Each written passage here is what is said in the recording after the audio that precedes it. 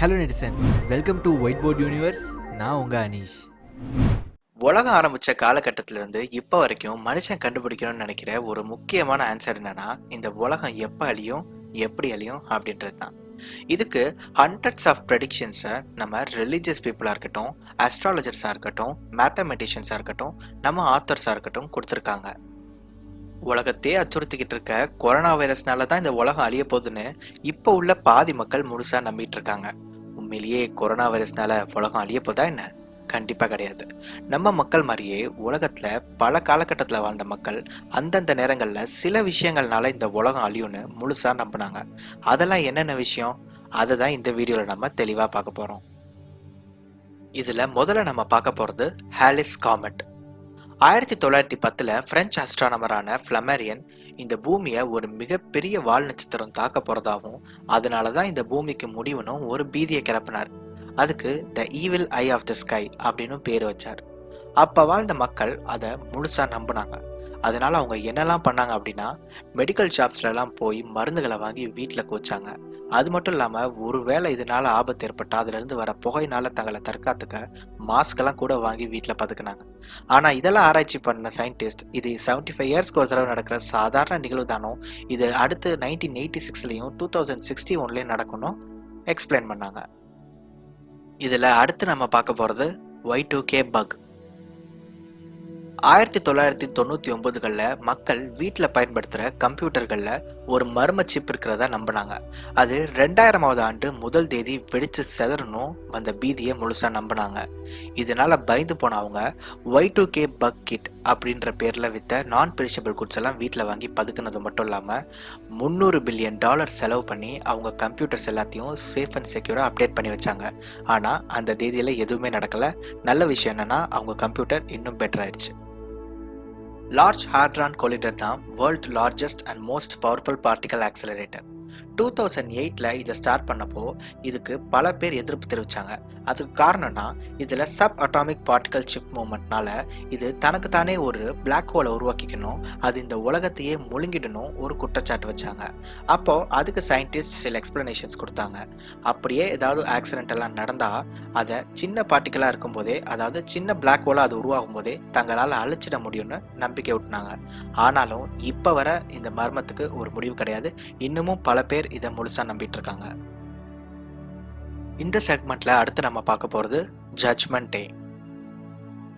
2011ல் mister ஹரால்டுன்னு ஒருத்தவர் ரேடியோவில் ஒரு மிகப்பெரிய கேம்பெயின் பண்ணார். அது என்னன்னா, மே 21, 2011 இந்த உலகம் அழிஞ்சிடணும், உலக மக்கள் தொகையில் வெறும் 3% பேர் தான் உயிரோட இருப்பாங்கன்னு, அந்த 3% பேரையும் கடவுள் நேரடியாக வந்து சொர்க்கத்துக்கு கூட்டிட்டு போயிடுவார்னு அவர் சொன்னார். ஆனால் அந்த தேதியில் எதுவுமே நடக்கலை.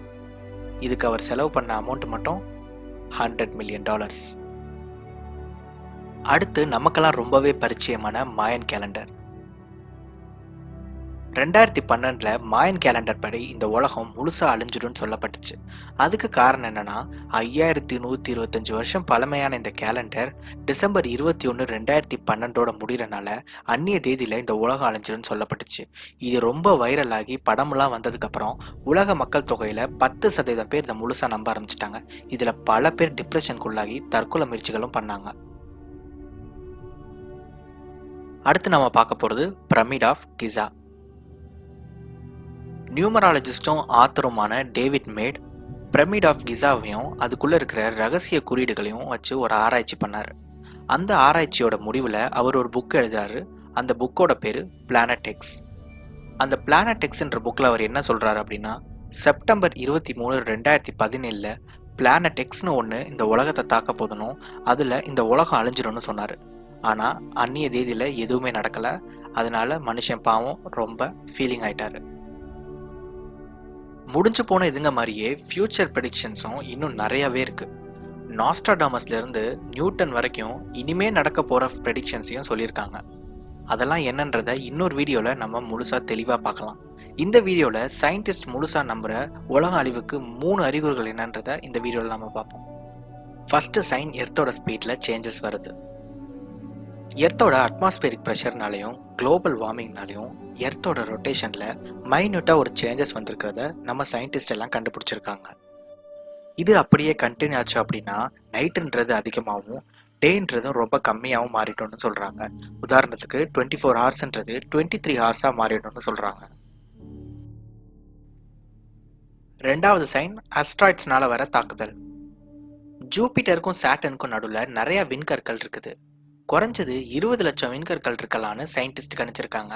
அப்பப்போ சின்ன சின்னதா பூமி மேல வந்து விழுந்துகிட்டு இருக்கு. ஆனா கூடிய சீக்கிரம் பெரிய பெரிய கற்கள் வந்து விழுகும்னு சயின்டிஸ்ட் கணிச்சிருக்காங்க. மூணாவது சைன் அனிமல்ஸோட ஆக்டிவிட்டீஸ்ல சேஞ்சஸ். எந்த ஒரு கெட்ட விஷயம் நடக்க போதுனாலும் அனிமல்ஸ்னால முன்னாடியே உணர முடியும். ஸோ நம்ம வீட்டில் வளர்க்குற நாயிலிருந்து காட்டில் வாழ்ற சிங்கம் வரைக்கும் அதோட ஆக்டிவிட்டீஸ்ல சேஞ்சஸ் ஏற்படுமா உலகம் அழிய போறப்ப. இதெல்லாம் தான் முக்கியமான சைன்னு சயின்டிஸ்ட் சொல்றாங்க. சாகர நாள் தெரிஞ்சிருச்சுன்னா வாழ்ற நாள் நரகமாயிடும்னு சூப்பர் ஸ்டார் சொல்லுவாரு.